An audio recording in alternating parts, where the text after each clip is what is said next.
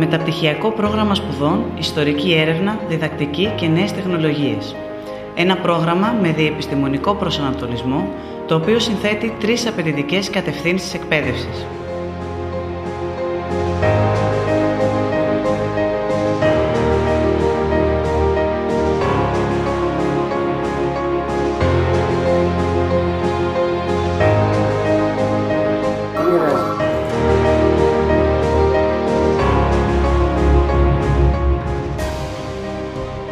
Ιστορική έρευνα.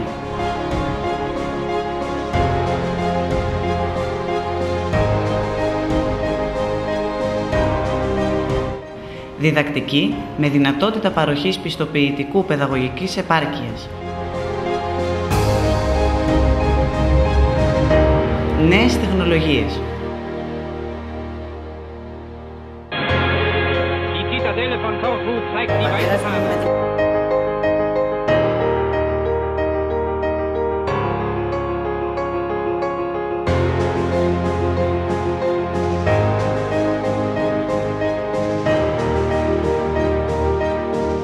Ιόνιο Πανεπιστήμιο.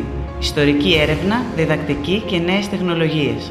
Ένα μεταπτυχιακό πρόγραμμα που θα προσφέρεται και από απόσταση για όλους όσους πραγματικά θέλουν να μοιηθούν στην ιστορική έρευνα και να διδάξουν μέσα από σύγχρονες προσεγγίσεις στην ιστορία. Ιόνιο Πανεπιστήμιο. Μεταπτυχιακό πρόγραμμα σπουδών, ιστορική έρευνα, διδακτική και νέες τεχνολογίες. Τμήμα Ιστορίας και τμήμα Πληροφορικής Ιωνίου Πανεπιστημίου.